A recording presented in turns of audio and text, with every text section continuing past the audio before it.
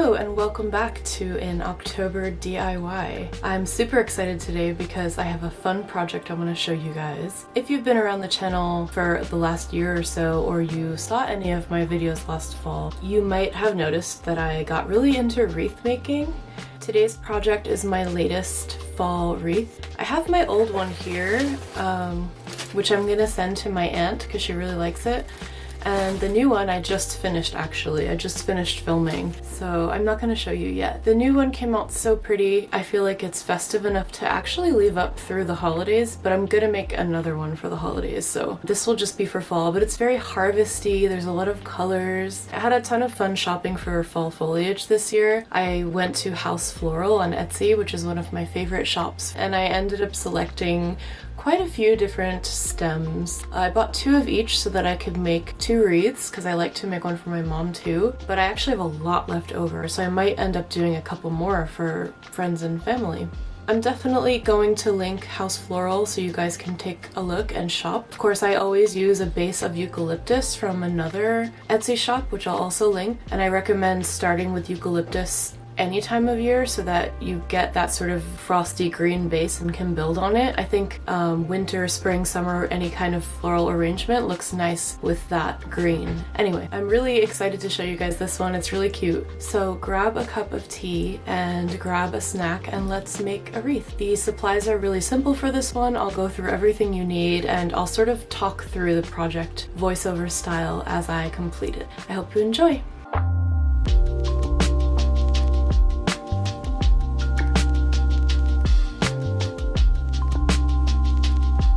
For this project, you'll need a hot glue gun, and definitely grab some extra glue sticks because I went through probably 2 or 3. I recommend getting some heavy-duty wire cutters, and of course you'll need a wreath base. I really like these loosely woven grapevine wreath bases. I'll link it below. And of course you will need your floral selection. Again, the Etsy shops are linked below, starting with faux-floral where I got the majority of my stems this year.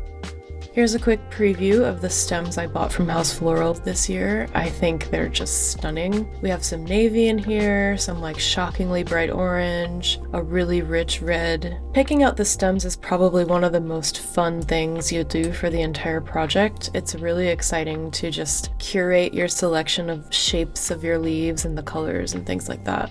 So take your time with that and have fun with it.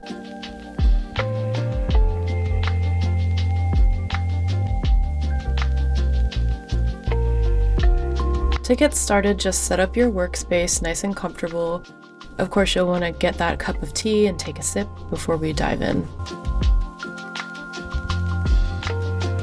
As I said, I always begin with a base of green eucalyptus. So you'll start by clipping the stems free from their base until you have a nice little pile to work with. I think one of the reasons I love working with this eucalyptus is because it immediately looks good. When you start gluing it to the wreath base, it just gives you a little bit of excitement for your project, because as soon as the eucalyptus is in there, it already looks like a wreath. I feel like by the time you finish just this first part, you could hang it on your door and it would be an acceptable wreath. So to begin, we'll just start gluing the stems into the base. Like I said, I prefer these slightly loosely woven grapevine wreath bases because there's just a little bit more room to shove stems in there.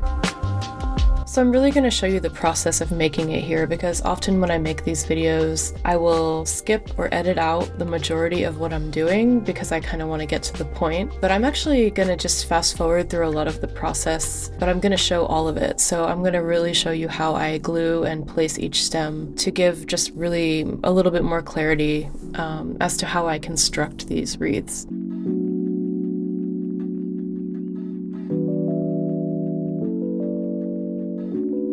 So here we have the eucalyptus placed in the wreath base, and in my opinion, it's already looking pretty good. I will say that with a wreath, you have to just get into trust the process mode, and that is when you just keep moving forward and building on what you're making, even if it seems like you're not quite sure how it's going to turn out. In the beginning, you can't really tell, especially with something as layered and complex as a wreath.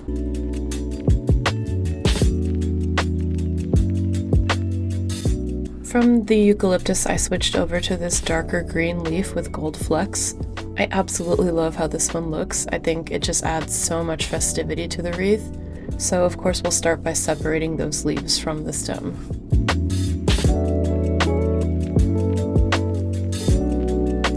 These leaves actually have red and green and gold tones. They're just the epitome of fall. And now we'll go ahead and add these leaves into the wreath. Some of them are single leaves and some of them are double or triple on one stem. I kind of like that it adds a little variation so the wreath isn't exactly the same going all the way around. In fact, you'll see that there's a lot of variation by the end. It's sort of groups of 3 or 4 clusters of different kinds of stems all the way around.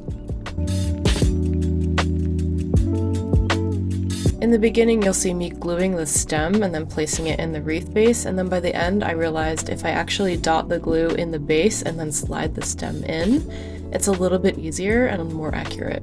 But truthfully, either way works.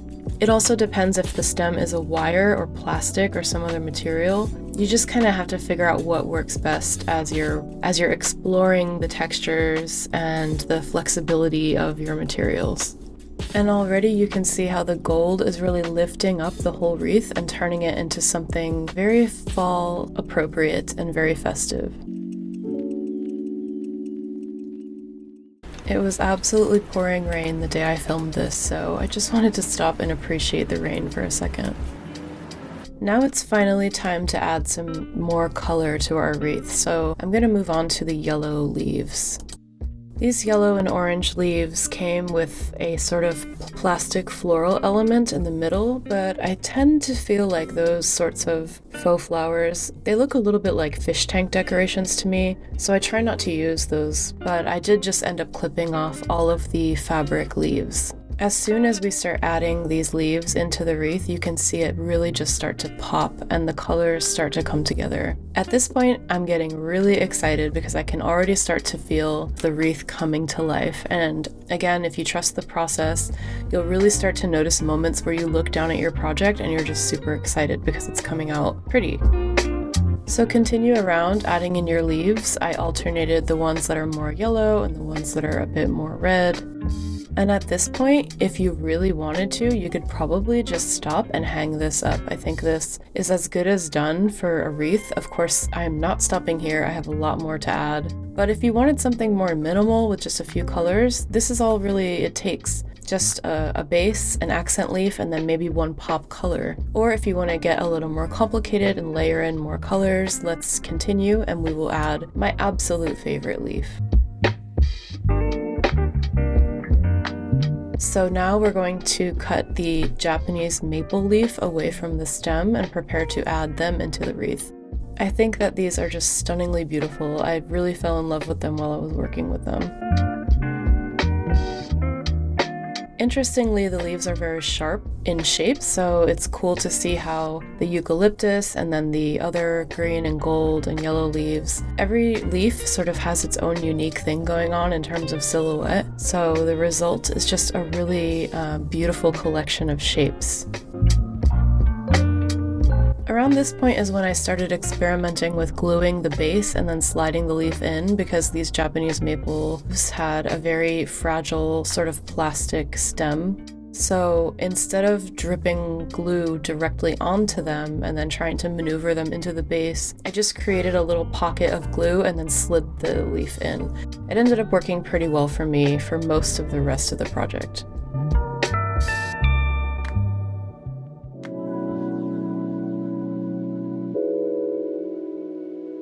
Now that we have our leaves in, it's time to go to the berries, and the berry selection was just so beautiful this year from House Floral. I ended up getting a blueberry stem and then also these orange winter berries.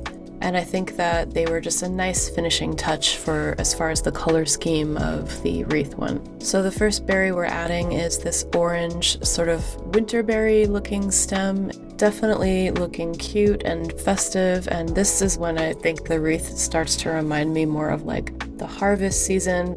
So we're clipping those away from the stem and sliding them right into the base as well. Each stem came in a little bundle of berries, so I just used that as a guide. I added these berries into 5 different places, noting that I would follow that up with the blueberries, which will be next. I just love these colors. They're really subtle but beautiful and really natural looking. One of the reasons I love this shop is because they carry just really artfully done faux stems. Now we'll clip the blueberries away from their stems. The blueberries were definitely a fun finishing touch to add because I could start to feel like the wreath was coming to a stopping point, a natural stopping point, where it felt really full and lush and pretty and all the colors were there. I started to feel like maybe I can start assessing whether the wreath is complete. So once I glued the blueberries into place, I had to just sort of look at it and sit with it and see how I felt. I mean, it is really looking festive and fun at this point, and I started really falling in love with it, to be honest. I don't often really love projects that I do, but whenever I make a wreath, just the way it comes together bit by bit makes me extremely happy.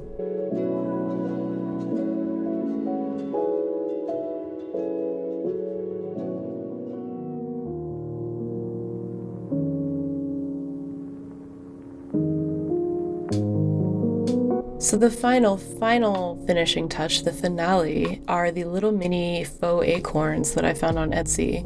I'll link this shop as well. They had a bit more of a random selection of things, but I thought these acorns were so cute. I just popped a few of them into the wreath in different places to finish it off.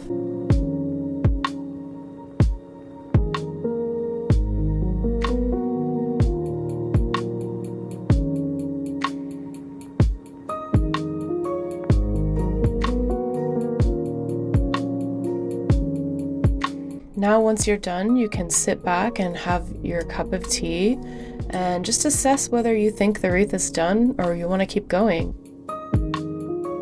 Honestly, a day spent making a wreath and lighting a fall candle and having a cup of tea is pretty much the perfect kind of day. Especially when it's newly fall and it's raining outside, I pretty much was in my element making this video.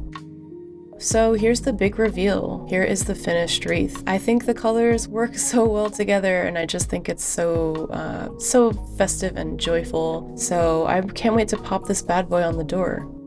Now I was going to make you guys wait until the decorate with me video, but I'll give you a little preview of how the wreath looks on the door. I just hang mine up with a command hook since we live in an apartment and I can't attach any fixtures to the door permanently. But a little plastic command hook works just fine. Hopefully this wreath will make everybody who walks by it smile. Well guys, that's it for this DIY project. I hope you enjoyed making a wreath with me. I think that this one came out so cute. I'm really excited to hang it up and I will do so during our decorate with me video, which is coming up. Just super pleased with this, with all the colors, with all the like vibrant energy coming off of this baby, the little gold flecks. I really like how it came out. In case you're new here, just a quick note that I'm doing a special kind of vlogtober. It's every other day vlogs and DIYs, every weekday. So stick around if you want to see more DIY projects and also fall vlogs. Fall here in New York City is very pretty and I'm making every effort to capture that for you. And jump on the newsletter because I'll be sending out a weekly newsletter to share when there's a new video or some new content. You can sign up at heymishkanewsletter.com. Well, I'll see you guys tomorrow, so in the meantime, have a cozy evening and do something creative and fun, even if it's not this project. Try to get some kind of creative energy going every day. I will do the same, and I'll see you guys soon. Bye!